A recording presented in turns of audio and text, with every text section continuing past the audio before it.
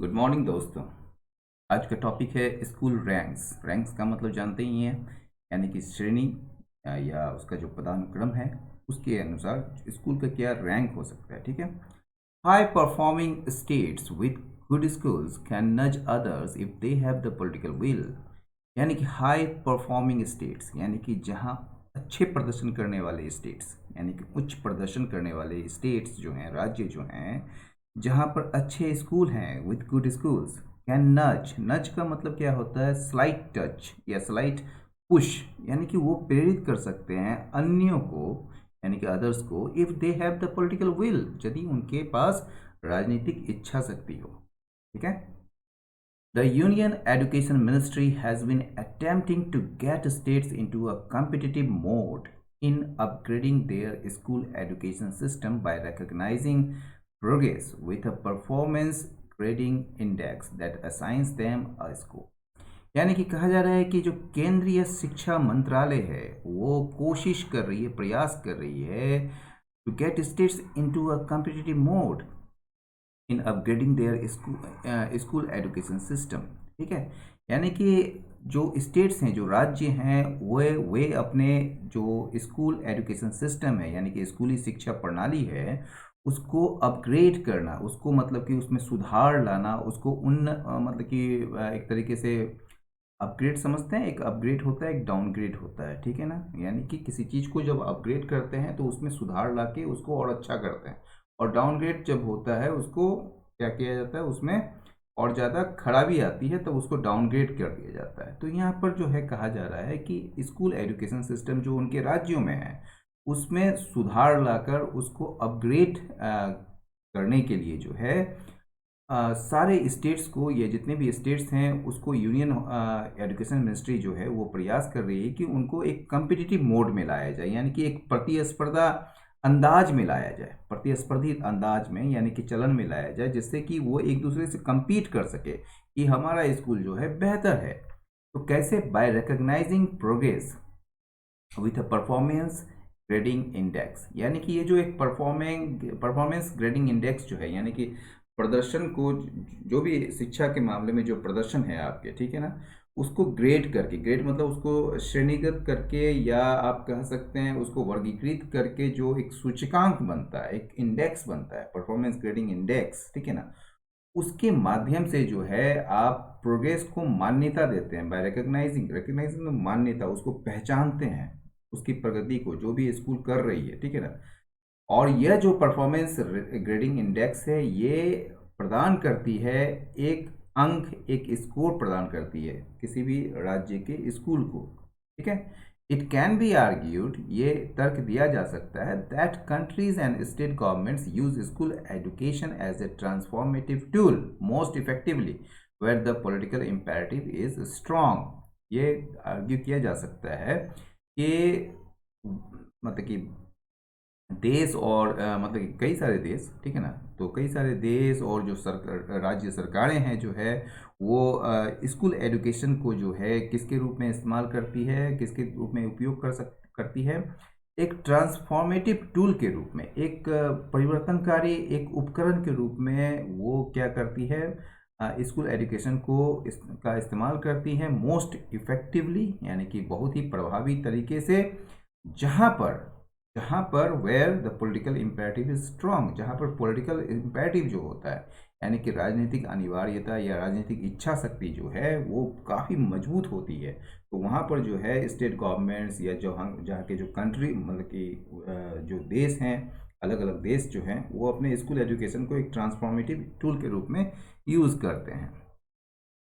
The center's effort with the PGI scoring system has been to try and nudge all states using a Hall of Fame approach. ये centre का जो approach है, यानी केंद्र सरकार का जो ये प्रयास है किस चीज़ को लेकर, with the PGI scoring system. ये जो पीजीआई जो है मतलब performance grading index scoring system को लेकर जो सेंटर का एफर्ट है, प्रयास है, वो क्या कैसा रहा है, वो आजमाने का रहा है और प्रेरित करने का रहा है सभी राज्यों को। कैसे? तो using a hall of fame approach. Hall of fame approach क्या होता है? जैसे आप हॉल ऑफ फेम तो जानते ही होंगे, तो हॉल ऑफ फेम में क्या होता है कि अलग अलग फील्ड के अलग अलग जो अचीवमेंट है लोगों का, उसको रखा जाता है, उसको वहाँ पर एक तरीके से वर्गीकृत किया जाता है, ठीक है ना। तो हॉल ऑफ फेम अप्रोच जो है एक तरीके से जिस फील्ड में आपके मतलब कि अचीवमेंट को दर्शाया जाएगा उसको, तो वो अप्रोच, वो तरीका को अपना के जो है ये जो सेंटर का जो प्रयास रहा है कि इसे आजमाने का और सभी राज्यों को जो है नज करने का, यानी कि प्रेरित करने का, उस तरफ एक तरीके से धकेलने का, ठीक है ना, उस तरफ उसको बढ़ाने का रहा है, ठीक है ना।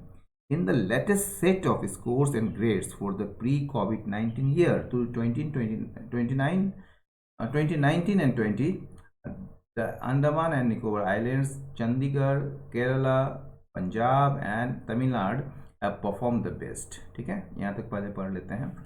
इन द लेटेस्ट सेट, ये जो नवीनतम जो समुच्चय आया है स्कोर्स एंड ग्रेड्स का, ठीक है ना, जो स्कोर्स जो अंक होते हैं और जो ग्रेड्स हैं, श्रेणी है, फॉर द प्री कोविड, यानी कि प्री कोविड 19 ईयर, यानी कि महामारी से पहले के साल, ठीक है ना। तो प्री कोविड 19 ईयर 2019-20, ठीक है। तो महामारी से पहले का जो ईयर है 2019-20 के लिए जो स्कोर्स एंड ग्रेड्स का जो एक लेटेस्ट सेट आया है, लेटेस्ट नवीनतम समुच्चय जो आया है, उसमें क्या हुआ है कि Andaman and Nicobar islands, Chandigarh, Kerala, Punjab and Tamil Nadu have perform the best, वो सर्वश्रेष्ठ प्रदर्शन किया है इन राज्यों ने। ऑल्दो, हालांकि they still fall short of the 951 point slab, फिर भी जो है, या हालांकि वे जो है ये सर्वश्रेष्ठ प्रदर्शन करने के बावजूद क्या हुआ है कि ये जो है अभी भी कम है।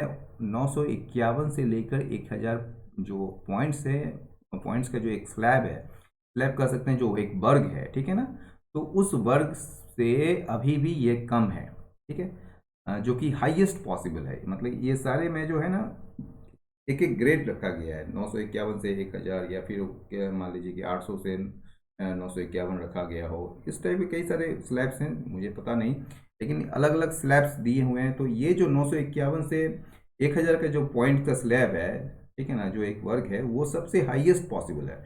मतलब ये जो है ये जिसको प्राप्त करना संभव है, ठीक है ना, लेकिन ये हाईएस्ट है, मतलब कि रैंक हो सकता है, ठीक है। It should be heartening to 13 states and union territories that their PGI scores have improved over the previous year.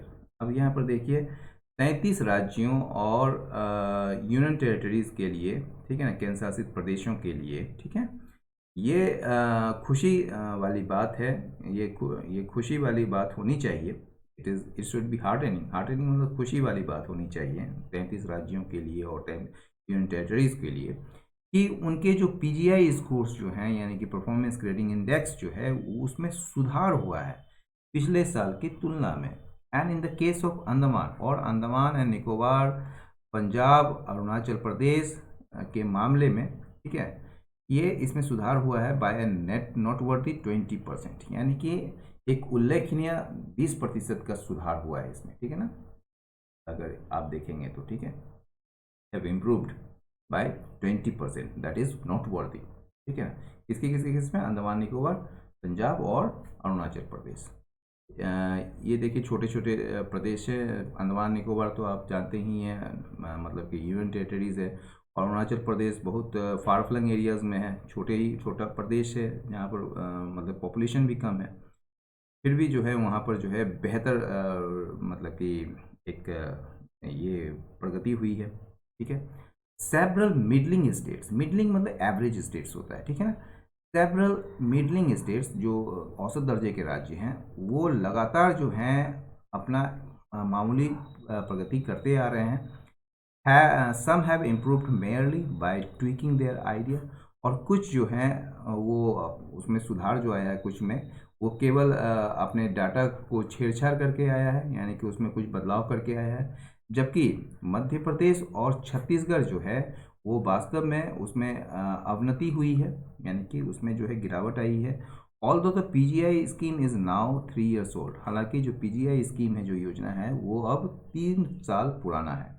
The score is drive, ये स्कोर जो निकाला जाता है कैसे, डेटाबेस का इस्तेमाल करके 70 पैरामीटर्स पर, यानी कि 70 मापदंडों पर जो है डेटाबेस जो बनाया गया है उसका इस्तेमाल करके ये स्कोर निकाला जाता है। जैसे कि एक्सेस, यानी कि जो उपलब्धता है लोगों की, इक्विटी यानी कि समान भागीदारी जो है, यानी कि निष्पक्षता जो है, गवर्नेंस प्रोसेसेस यानी कि जो शासन की जो प्रक्रियाएं हैं या कह सकते हैं मैनेजमेंट है, इंफ्रास्ट्रक्चर यानी कि बुनियादी ढांचा और सुविधाएं जो है, और लर्निंग आउटकम्स यानी कि जो आप सीख रहे हैं उसके परिणाम क्या निकल के आ रहे हैं, ये सारे चीज़ जो हैं जो कि एक पैरामीटर्स हैं। तो ऐसे ऐसे इस टाइप के 70 पैरामीटर्स पर जो डेटाबेस क्रिएट किया गया है उसका इस्तेमाल करके स्कोर को निकाला जाता है। ठीक है, that are mostly self reported, ये सारे जो पैरामीटर्स जो हैं ये सेल्फ रिपोर्ट की जाती है स्टेट्स के द्वारा, यानी कि स्टेट्स खुद ही जो है इसको सेल्फ रिपोर्ट करती है, लेकिन इसको जो है जांचा जाता है सेंटर के द्वारा, वेटेड बाय द सेंटर,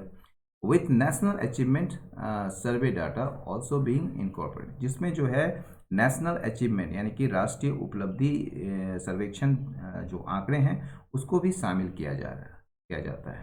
ठीक है, ऑन सम पैरामीटर्स, कुछ मापदंडों पर जैसे कि uneven learning outcomes between students from deprived communities and others, यानी कि कहा जा रहा है कि जो वंचित समुदाय हैं, ठीक है, जो वंचित समुदाय हैं और जो अन्य लोग हैं उनके स्टूडेंट्स के बीच, उनके छात्रों के बीच जो अनइवन लर्निंग आउटकम्स हैं, यानी कि असमान जो सीखने की परिणाम है, तो इस टाइप के कुछ पैरामीटर्स पर, ठीक है ना, ब्रिजिंग द गैप, यानी कि इस अंतर को पाटने से आप बेहतर स्कोर कर सकते हैं, मतलब वहाँ पर बेहतर स्कोर प्राप्त किया जा सकता है अगर आप इस ये जो पैरामीटर्स है जैसे कि अनइवन लर्निंग आउटकम्स होते हैं स्टूडेंट्स के बीच जो कि डिप्राइव कम्युनिटी से आते हैं और अदर कम्युनिटीज से आते हैं, ठीक है ना, तो उनके बीच जो एक अनइवन लर्निंग आउटकम्स है उस पर जो है क्या है कि कुछ पैरामीटर्स पर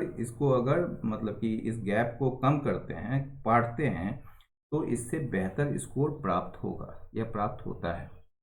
The center, with its transparent scores and data for each parameter and subtopic made available in the public domain, seeks to create a resource sharing system that low performing states can tap into। अब देखिए ये centre है और comma है और comma के बाद फिर यहाँ पर 6 है, तो इसका मेन वर्ब यहाँ हो गया, लेकिन आप कहा जा रहा है कि सेंटर जो है अपने ट्रांसपेरेंट स्कोर्स एंड डाटा के साथ फॉर ईच पैरामीटर, प्रत्येक मापदंड के लिए और प्रत्येक टॉपिक के लिए जिसे अवेलेबल करवाया जाता है इन द पब्लिक डोमेन, यानी कि सार्वजनिक क्षेत्र में उपलब्ध कराए गए जो प्रत्येक मापदंड है और प्रत्येक सब टॉपिक है, उप विषय जो है उसके लिए जो सेंटर का यानी इट्स मतलब सेंटर का यानी केंद्र का जो ट्रांसपेरेंट यानी कि पारदर्शी स्कोर्स और डाटा है, ठीक है ना, उसके साथ जो है सेंटर चाहती है क्या करना, एक रिसोर्स शेयरिंग सिस्टम